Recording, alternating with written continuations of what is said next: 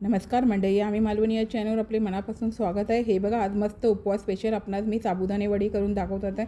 वेगवेगळ्या रेसिपी होतात। साबुदाणे वडी म्हणतात सगळीजण, प्रत्येक वेळा खातात। आता मी जास्त वेळा कधी केली नाही, पण आता बऱ्याच महिन्यांनी केलेली आहेत। तर आता हे बघा, मी कशी अजिबात फुटत नाही तेलामध्ये त्या पद्धतीत करून दाखवले। आता हे साबुदाणे मी घेतलेले, 1 वाटी साबुदाणे घेतलेले आहे। साबुदाणे आपल्याला ना स्वच्छ धुवून त्याच्यातला जो हे असतं, स्टार्च असतं, तो आपल्याला काढून घ्यायचा आहे, तरच आपले साबुदाणे चिकचिकीत होत नाही, व्यवस्थित साबुदाणे होतात।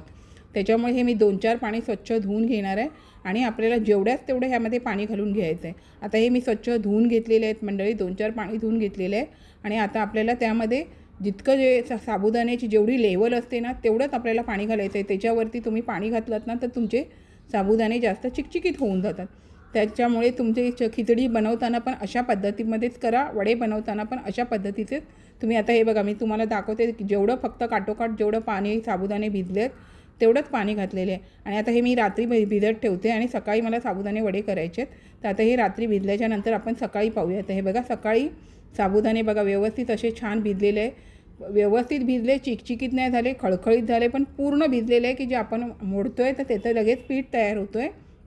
एकाच दुसरा साबुदाणा आपला थोडासा कडक राहिला तरी चालून जातो, पण बाकी व्यवस्थित असे साबुदाणे छान भिजले गेलेले आहेत। आणि आता आपल्याला हे दुसऱ्या ताटामध्ये काढून आपल्याला व्यवस्थित ते, आता मी काय फुटू नये म्हणून मी तुम्हाला काय सांगते, हे साबुदाण्याचा जो आतला भाग असतो त्यातला ती हवा निघून जायला पाहिजे, त्यातला ओलसरपणा निघून जायला पाहिजे। त्याच्यामुळे थोडंसं आपल्याला ना हे साबुदाणे मळून घ्यायचे। जसं आपण पीठ मळतो ना, तसे अलगद हाताने आपल्याला हे मळून घ्यायचे। मळून घेतल्यामुळे काय माहिती, आतली हवा निघून जाते आणि आपले साबुदाणे हे फुटले जात नाही। आता मी अशा प्रकारे हे साबुदाणे व्यवस्थित असे मळून घेते, जेणेकरून ते व्यवस्थित मळल्याच्या नंतर आपल्याला ह्याच्यामध्ये बटाटी वगैरे घालायचे आहेत। आता मी हे बघा व्यवस्थित असं मी मळून घेते, जसं काय एक प्रकारे पीठ मळतो ना त्याप्रमाणे मळून घेते। थोडेसे साबुदाणे अके राहतात, थोडेसे पिठासारखे मी मळून घेतले। आणि आता ही बटाटे मी 4 शिट्या काढून उकडून घेतलेली। आता बटाटी उकडून घेतल्याच्या नंतर आपल्याला ती किसून घ्यायची। मी जास्त अशी उकडून घेतलेली नाही आहे, तुम्ही जास्त उकडलं तर तुम्हाला हाताने जरी केलात तरी होऊन जातं। आता मी थोडीशी 4 शिट्या काढल्या तरी ती कमी ह्याच्यामध्ये उकडली गेलेली। आणि आता ही मी व्यवस्थित अशी किसून घेते। किसून घेतल्यामुळे काय माहिती आहे, बटाट्याचे जे मधले असे तुकडे राहत नाही, व्यवस्थित आपली बटाटी किसली जाते आणि व्यवस्थित आपल्याला पीठ मळायला हे जमतं। तर आता बटाटी आणि साबुदाणे हे पहिले आपण आधी एकत्र मळून घ्यायचं आणि बाकीचे जे सर्व साहित्य आहे ते तुम्हाला नंतर घातले तरी चालून जातात। आता हे मी आता व्यवस्थित असं मळून घेते। आता हे बघा, मी आता छान मळून घेतले। तर आता बघा, शेंगदाण्याची वाटीचा मी अर्धा एक कूट घेतलेला, पण मी त्यामध्ये आता थोडेच घालून घेतले, कारण जास्त शेंगदाणे मग बाहेर पडून राहतात।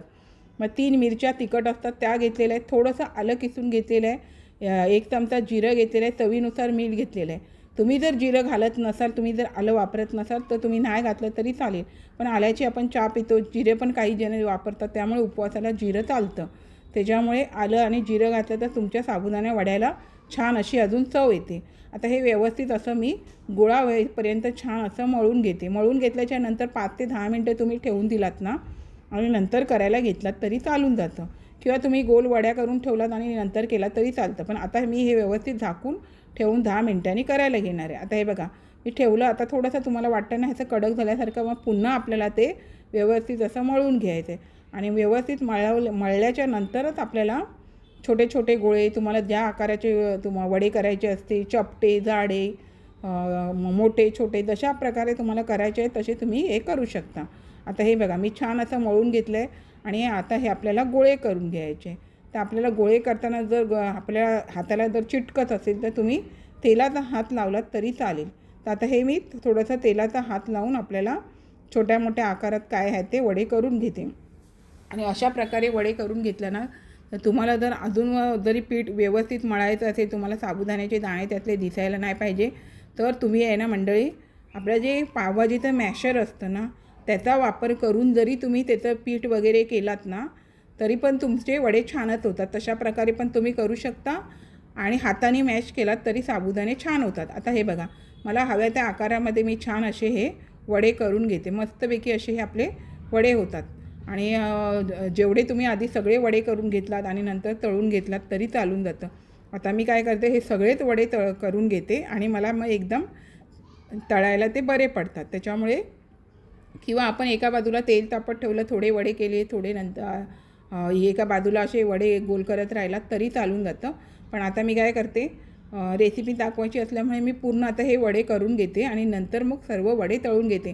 आणि वडे तळायला मंडळी थोडा वेळ लागतो, त्याच्यामुळे आधी हे तुम्ही करून घेतलात तरी चालून जातं. तर आता हे मी बघा अशा प्रकारे हे आता ह्या आकारामध्ये मी वडे केले, त्याच आकारामध्ये बाकीचे पण सर्व वडे करून घेतणार. तुम्हाला अजून पण चपटं करायचं असेल तरी तुम्ही चपटे करू शकता. आता हे सर्व वडे माझे पूर्ण एवढे झालेले आहेत त्या एवढीशा सारणामध्ये. आता हे मी तळून घेते. आता आपलं तेल पण थोडं तापलेलं आहे.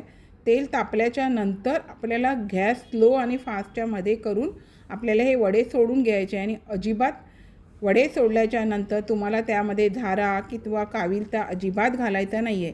थोडा वेळ झाल्याच्या नंतरच तुम्ही ते झारा किंवा काविलता किंवा चिमटा वगैरे असं घालू शकता आणि मग पलटू शकता. आधी पलटायचं नाही आहे, नाहीतर मग काय माहिती आहे ते फुटू शकतात. आणि तुम्ही फास्ट गॅस केला तरी पण ते फुटू शकतात किंवा एकदम स्लो केला तरी पण फुटू शकतात. पण मी दाखवल्याप्रमाणे जर तुम्ही मळून घेतलात ना तर अजिबात फुटणार नाही. आणि फास्ट गॅस केलात तर तुमचे साबुदाणे किती पण काही मळलात कसं केलात तरी ते फुटणारच.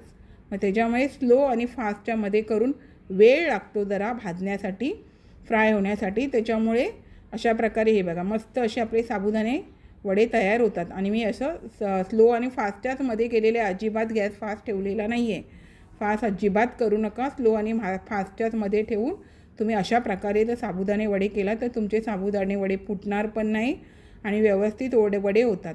तर आता हे बघा हे मी दुसरी बॅच पण अशा प्रकारे घालून घेतली. एक बाजू झाली की मग पलटी करून आपण व्यवस्थित असं फ्राय करून घ्यायचे. आणि फ्राय झाले की आपण चाळणीमध्ये काढून घ्यायचे, जेणेकरून तेल असतं ते व्यवस्थित निथळलं जातं. आता हे बघा आपले छान असे साबुदाणे वडे झालेले आहेत मंडळी. हे बघा आता हे एवढे बाकीचे राहिले ते पण मी आता सर्व फ्राय करून घेणार आहेत. आणि मस्त असे वडे होतात. तुम्हाला अजून जर जास्त कलर हवा असेल तर तुम्ही अजून पण करू शकता. तर हे बघा आता अशा प्रकारे आपले हे वडे झालेले आहेत. आता बाकीचे पण मी सर्व अशा प्रकारे करून घेते. हे बघा मंडळी अशा प्रकारे मी साबुदाणे वडे केलेले आहेत. एक नंबर दह्याबरोबर किंवा तुम्हाला शेंगदाण्याची चटणी अशी बरोबर खाता आली तरी तुम्ही खाऊ शकता. हे बघा आतून पूर्ण पोकळ आणि व्यवस्थित असे आपले वडे झालेले आहेत. अशा प्रकारे तुम्ही नक्की करा.